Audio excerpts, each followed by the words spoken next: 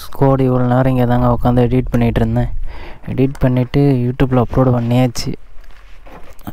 ஒரு 3 மணிக்கு வந்துடும் நினைக்கிறேன். நான் வீடியோஸ் போட்டு 4 நாள் ஆகுதுங்க. இப்போ தான் ஏறிட்டுருக்கு. டைம் வந்துட்டு 1:25 ஆயிடுச்சு. இப்போ நம்ம வந்துட்டு ஏலகிரி ட்ரிப் கிளம்புறோங்க. ஸ்குவாட் இப்போ ஏலகிரிக்கு வந்து முக்கால்வாசி வந்தாச்சுங்க. இன்னும் 84 கிலோமீட்டர் தான் இருக்குது. வர வழியில் வேறு தூக்கம் வந்துருச்சா, அப்படியே வண்டி நிறுத்திட்டேங்க. நானும் இதான் மெயின் ரோடு வரும், சரி இது மாதிரி மரமாக இருக்கிற மெயின் ரோடு வரும் அப்படின்னு பார்த்தேன். இப்போ தான் வந்துச்சு. வந்து ஸ்டாப் பண்ணி ஒரு 10 மினிட்ஸ் இருக்குங்க. மறுபடியும் கிளம்ப வேண்டியதாங்க. ஏலகிரி வந்துட்டு ஆல்மோஸ்ட் ரீச் ஆகிட்டாங்க. இன்னும் 20 கிலோமீட்டர் தான் இருக்குது. இன்னும் 35 மினிட்ஸ் வந்து ட்ராவல் பண்ணுவோன்னு சொல்லி போட்டிருக்காங்க. கோடை இப்போ என்னன்னா டைம் ரொம்ப அதிகமாக ஆகிடுச்சு. அதனால் ரூம் எடுத்துகிட்டு காலையில் போகிறது தான் பிளானு. இப்போ ரூம் கிடைக்கிறது தாங்க கஷ்டம். என்ன பண்ணுறதுன்னு தெரியல. ரூமை வந்துட்டு பிடிக்கணும் ஃபஸ்ட்டு. இப்போ நான் லொக்கேஷன் வந்து ரூமுக்கு தான் போட்டிருக்கேன். பார்ப்போம். வர லெஃப்ட்டுன்னு சொல்லி காமிக்குது.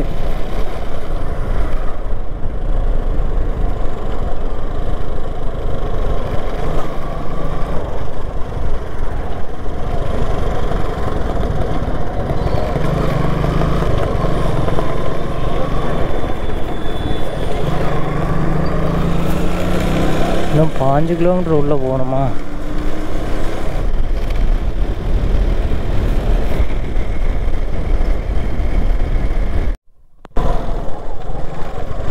இல்லைங்க, எங்கள் ஊர் ஏற்காடு மாதிரி தான் இருக்கும் போல். ஓ, ரெட் போர்டு.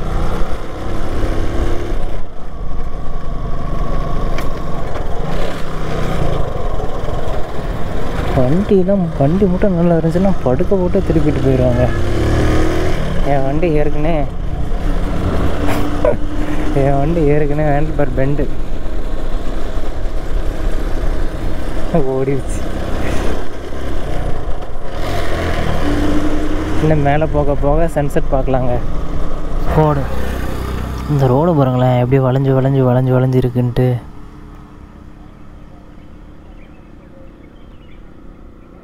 இது ரொம்ப வளைவாக இருக்குது. இந்த மலைக்குள்ளே தான் ரூம் போய் கண்டுபிடிக்கணுமா? சரி, ஓகே. ஸ்குவாட் வியூ செம்மையாக இருக்குது.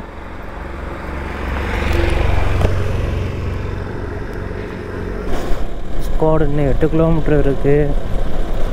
போக போக போக இன்னும் மேடாக தாங்க போகுது. நம்ம இருக்க ரொம்ப ஹைட்டில் போயிட்டே இருக்கிறோம். இங்கே ஒவ்வொரு வளைவுக்கும் ஒவ்வொரு நேம் போட்டிருக்காங்க. ஸ்குவாட் இதுக்கு மேலே பின் வளைவு இல்லை போல். இதுக்கு மேலே ஸ்ட்ரெயிட்டாக உச்சிக்கு தான் போகுது. மேப்லேயும் அப்படி தான் காமிச்சிருக்கு. சன்செட்டு நான் காலையில் வந்துட்டு கூகுள்லாம் பார்த்துட்டு கரெக்டாக தான் சொன்னேன். எடிட்டிங் பண்ணும்போது போய் பார்த்தா சன்ரைஸை போய் சன்செட்டுன்னு சொல்லியிருக்கேன். அண்ணா ரிவேஸ் எடுப்பாரா?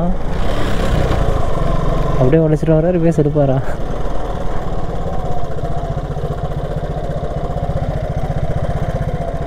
ரிவேஸ் எடுத்துட்டாருங்க.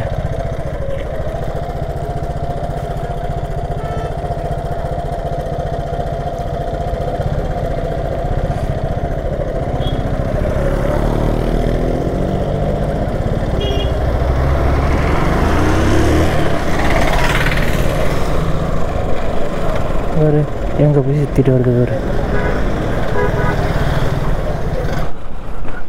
அழகாக இருக்குங்க. நடுவில் ரோடு, இந்த பக்கமும் மரம், அந்த பக்கமும் மரம்.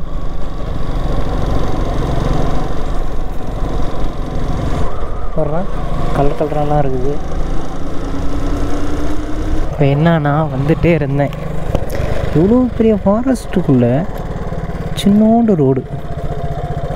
அப்படி எங்கே தான் போகுது? பார்த்துருவோம்.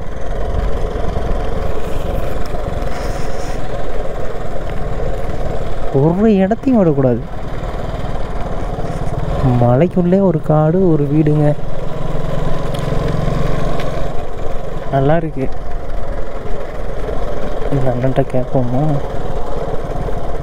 ஏங்க இது ஒரு சின்ன இடம் தானாங்க, ஒரு கோயில் இருக்கான், அப்படியே அந்த கோயிலை பார்த்துட்டு அப்படியே விட்டுன்னு போட்டுக்கலாம் வரதான்.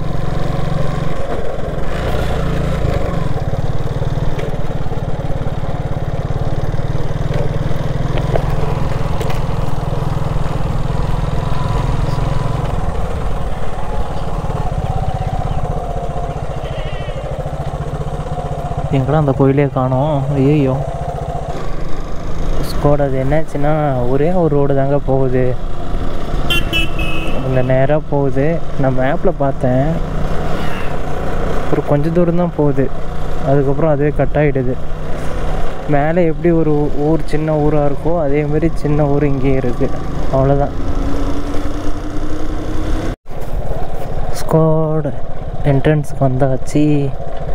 ஐ லவ் ஏலகிரின்னு இருக்கு.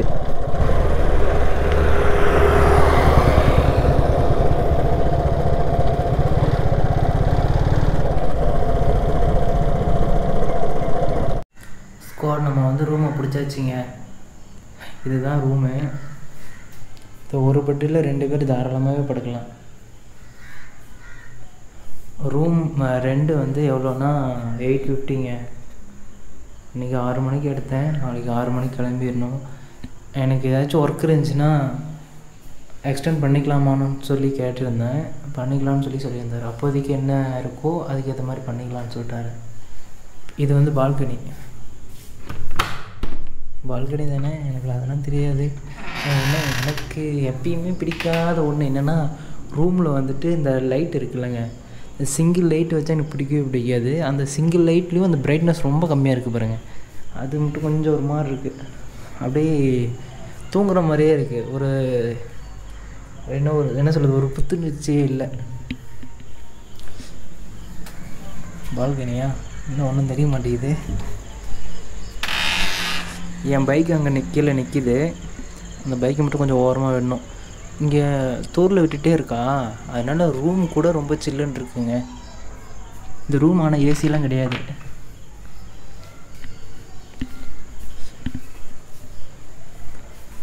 ரெஸ்ட் ரூம் வந்து இங்கே இருக்குது.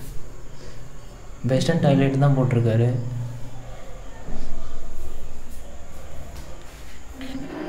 ஸ்கோட் நம்ம சேனலில் வந்துட்டு ஆடு ஓடுது.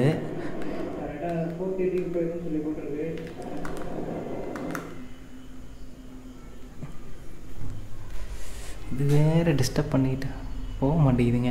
இங்கே இருக்குல்லங்க கண்ணாடி, நான் வந்துட்டு வீடியோ எடிட் பண்ணிவிட்டு அதுக்கப்புறம் தான் பார்க்குறேன். ஃபுல் ஃபோக்கஸுமே இந்த வீடியோ பார்த்தாங்கன்னா அந்த உடஞ்ச கண்ணாடியை தான் பார்க்குற மாதிரி இருக்குது. அப்புறம் கொஞ்சம் ஃபீல் ஆச்சு, என்னடா போய் அந்த கண்ணாடியை மாற்றி இருந்துக்கலாமே அப்படின்னு சொல்லிட்டு அதுக்கப்புறம் உடனே வந்து கண்ணாடியை மாற்றியாச்சுங்க. என் ஃப்ரெண்டு சொன்னான், என்ன நீ இந்த பைக்கை வச்சுக்கிட்டு ஓட்டிகிட்டு இருக்க அப்படின்னு சொல்லியிருந்தான். நான் வந்துட்டு என்ன சொன்னேன், எந்த பைக்குனா இருந்தால் என்ன, எல்லா பைக்கும் போகும்ல, நம்ம தேவைக்கேற்ப நம்ம யூஸ் பண்ணிக்கலாம்ல அப்படின்னு சொல்லியிருந்தேன். ஆனால் நான் மெயினாக என்ன நினச்சிருந்தேன்னா வந்து, நான் ஃபஸ்ட்டு யூடியூப் ஆரம்பிக்கணும், அந்த யூடியூப்க்கு வந்துட்டு நான் குவாலிட்டியான வீடியோ கொடுக்கணும் அப்படின்னு சொல்லிட்டு அந்த ஒரு மைண்ட் மட்டும் தான் இருந்துச்சு. அதனால தான் நான் வந்துட்டு எனக்கு என்ன தேவை, எனக்கு வந்து பெருசாக பைக் தேவையில்லை. அப்போ யூடியூப்புக்கு வந்து நான் என்ன பண்ணணும், யூடியூப் நான் டெய்லி வீடியோ போகணும். அப்போ நான் வீடியோ போகிறதுக்கு நான் என்ன இதுவோ நான் அதை மட்டும் பண்ணுறேன். எனக்கு இப்போ வந்து பைக்கு தேவையில்லை அப்படின்னு சொல்லிட்டு தான் நான் யோசிச்சு தான் இந்த கேமரா எடுத்தது, கோபுரம் எடுத்தது. பைக் வந்து எடுத்துடலாங்க, ஆனால் இப்போதைக்கு வேணாம்னு சொல்லிட்டு இருக்கேன். இல்லைன்னா நெக்ஸ்ட்டு வீக் இல்லைன்னா நெக்ஸ்ட்டு மந்த்து கூட நான் பைக் எடுத்துருவேன். இப்போதைக்கு வேணாம்னு சொல்லிட்டு ஒதுக்கி வச்சுருக்கேன். ஆனால் இந்த பைக் எனக்கு ரொம்ப பிடிக்கும், ஏன்னா ரொம்ப பிடிச்சிருக்கு. என்ன ஆச்சுன்னா, மேஜர் ஆக்சிடெண்ட் எனக்கு வந்து 2 டைம் ஆக வேண்டியது, அது எல்லாமே வந்துட்டு இந்த பைக்னால் வந்துட்டு எனக்கு ஆகவே இல்லை. உங்களுக்கு ஒரு பொருள் வந்துட்டு நல்லது பண்ணுது, நல்லதாக அந்த பொருள் உங்க கூட இருக்கும், நல்லதாகவே இருக்குது, நல்லதாகவே நடக்குது அப்படின்னா அது வந்து விட்டு பெரிய மனசு இருக்காதுல்ல. அதனாலே தான் இந்த பைக்கும் அப்படி தான். எனக்கு மேஜர் சின்ன ஆக்சிடென்ட் எல்லாம் வந்துட்டு நான் பொத்துன்னு பைக்கில் விழுந்துருவேன். சின்னதுன்னா எப்படின்னா, ஃப்ரண்ட் பிரேக் பிடிக்கும் போது டயர் வந்து மண்ணில் இறுக்கி பிடிச்சி வலிக்கி கீழே விழுந்திருக்கேன். ஆனால் இதோட பெரிய ஆக்சிடெண்ட் என்ன ஆச்சுன்னா, ஆப்போசிட்டில் வந்துட்டு கார் வந்துட்டுருக்கு. ஆனால் அவர் மேலே தான் தப்பு. நான் வந்து ஒரு 80ல் போயிட்டுருந்தேன். நான் பெரிய லாரி வந்துட்டு ஃபுல்லாக மண் அடிக்குதுன்னு சொல்லிவிட்டு நான் சைடு போடலான்னு இப்படி லாரி போயிட்டுருக்குன்னா சைடு போடலான்னு சொல்லிட்டு இப்படி போனேன். அப்போ வந்து ஆப்போசிட்டில் அவர் வராரு. அவர் ஒன் வேயில் வந்திருக்காரு. ஆனால் ரொம்ப தப்பு. அவர் ரொம்ப ஃபுல்லாக மேலே ஏறி தான் வந்திருக்காரு. அந்த டைமில் பிரேக் அடிக்கும் போது இந்த வண்டி வந்து எனக்கு அப்படியே நின்றுச்சு. கீழே ஆக்சிடெண்ட்டே ஆகலை. அப்படி எனக்குலாம் ஒரு மாதிரி ஆயிடுச்சு. என்னடா இந்த பைக் வந்துட்டு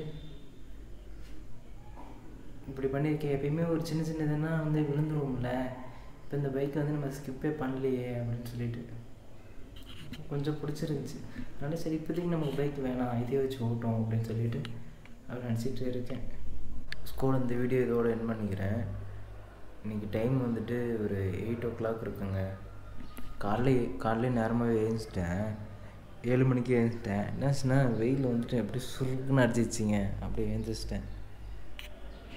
சரி ஓகேங்க, நெக்ஸ்ட் வீடியோவில் பார்க்கலாம்.